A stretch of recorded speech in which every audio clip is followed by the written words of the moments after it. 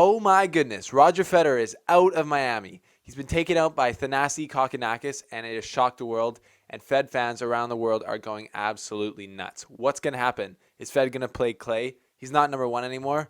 Everyone's freaking out. So here's the slice on what happened today in the big upset of the tournament so far. Thanasi Kokkinakis taking out Roger Federer.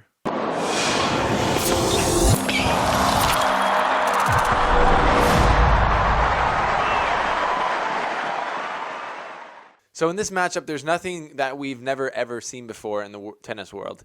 We have the obvious favorite, Roger Federer, being slightly off. His movement was hampered today. He said that afterwards, and he just looked not completely himself. And then we had an unknown guy, relatively unknown, obviously. Everybody's known that Thanasi Kokkinakis can play. He's had a lot of injuries in the past, but he's got weapons, and he's seriously dangerous and can ball out. And he played a great match today against Federer, capitalizing on Federer being slightly off. That's just what happened. We've seen it happen before with big upsets. And all credit to Thanasi Kokkinakis today for stepping up in the big moment.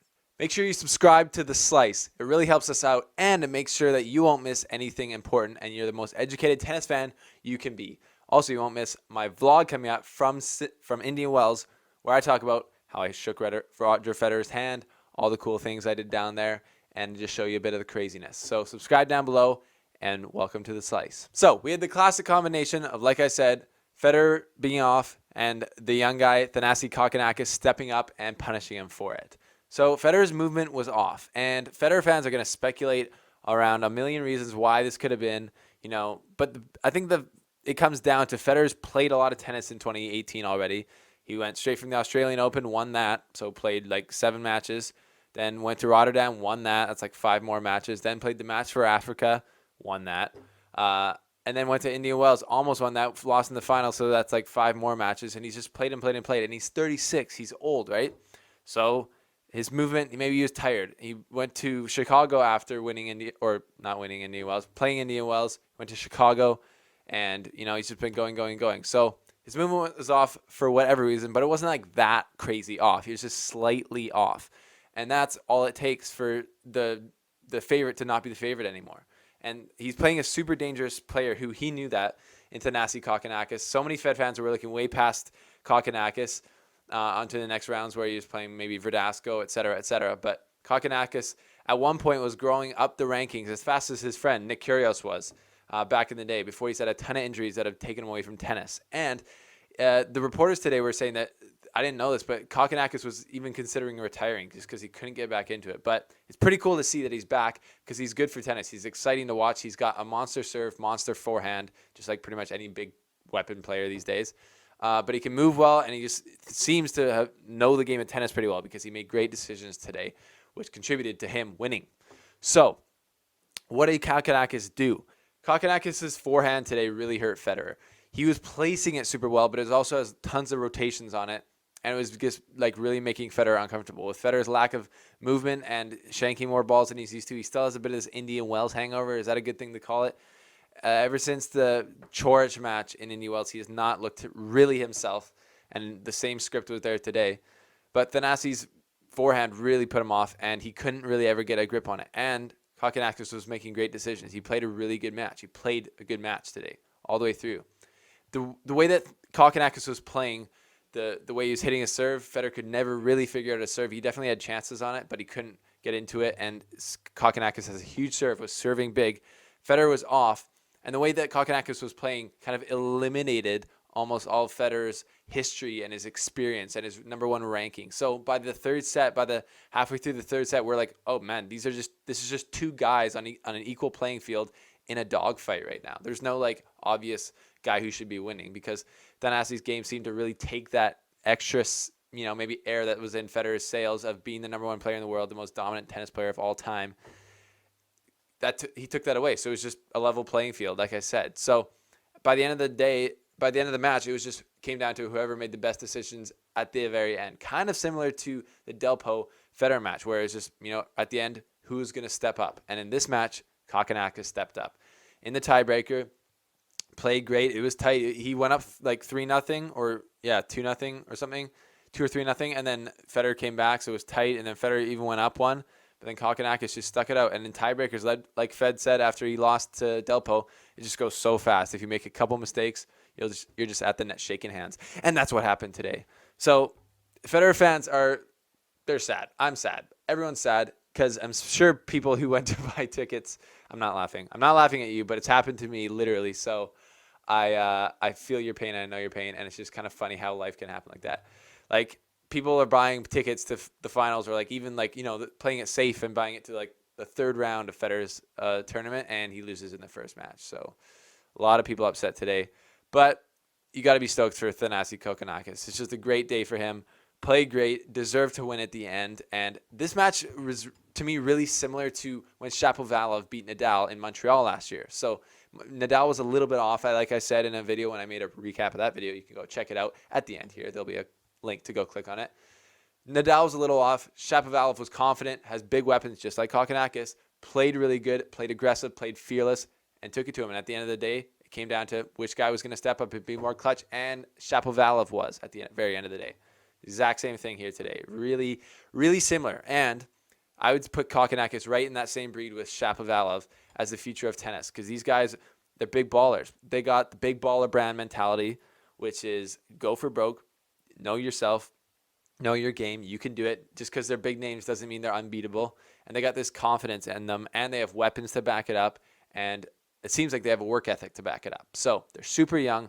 Kokkinakis is older than Shapovalov, but add Kokkinakis to that list of next-gen killers who are going to take over tennis once the big boys, the golden boys, the men of the golden era of tennis are gone. So all kudos to Kokkinakis today. Amazing match. Federer, tough match today. Didn't play quite his best, and it was in a dogfight. And that's why tennis today is a great example of why tennis is so hard to dominate. And it makes it so crazy that Federer and Nadal and Djokovic have dominated it for this long, because it's so crazy to never really have a bad day. There was times in Federer's career where I think it's 23 consecutive semifinals in a row in majors.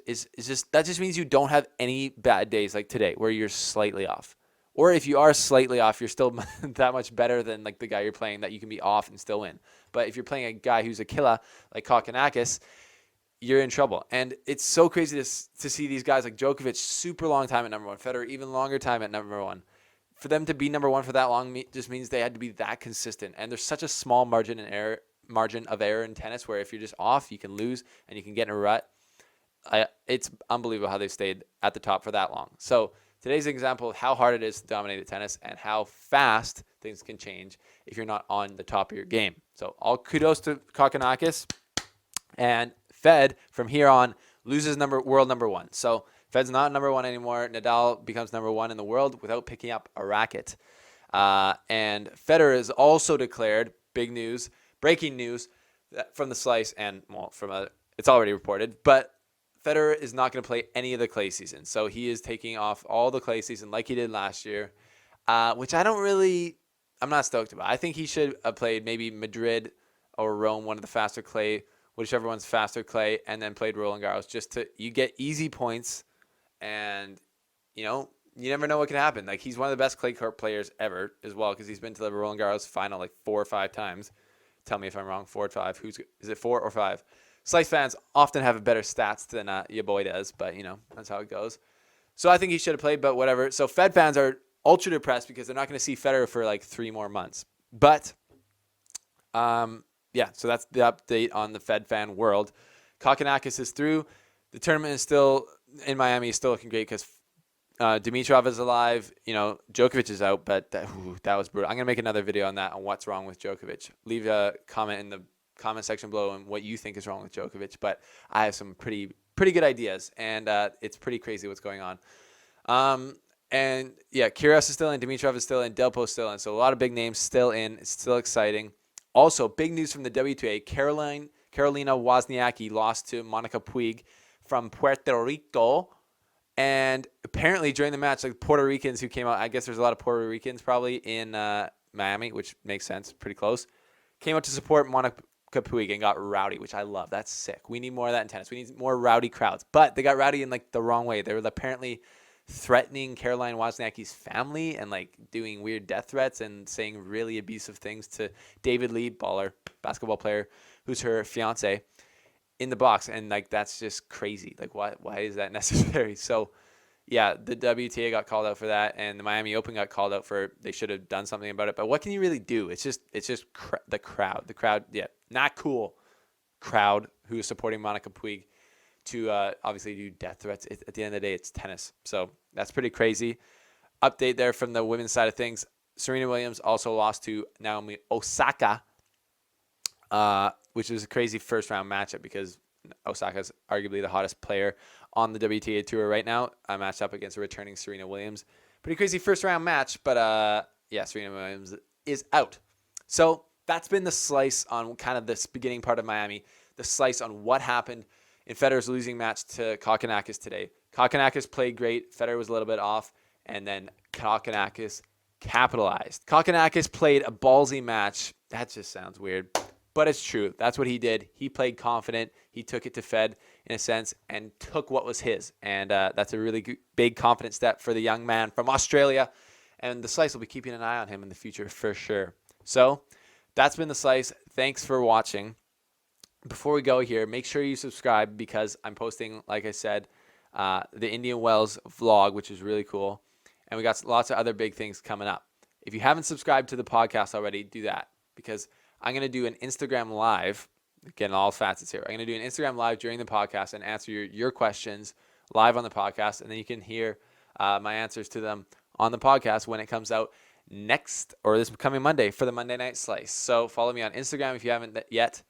Get on, obviously subscribe on YouTube, and then download the Slice Tennis Podcast on Apple Podcasts or iTunes Podcasts, and we're going to interact on the next Monday Night Slice. So this has been The Slice on what happened and why Federer lost. It's a very sad day. There's a day of mourning actually going on around the world for Fed heads as their hero is gone for the next 3 months. But, you know, it's been a crazy start to Miami, and it's only going to get hotter down in South Beach. So stay tuned to Slice for more updates, and thanks for watching. Hey folks, thanks for watching. Make sure you subscribe to the channel, leave a like on this video if you liked it. Subscribe to the Slice Tennis Podcast on iTunes Podcasts, where you can find the Monday Night Slice, the newest, hottest tennis podcast in the world, where we get real deep into the world of tennis.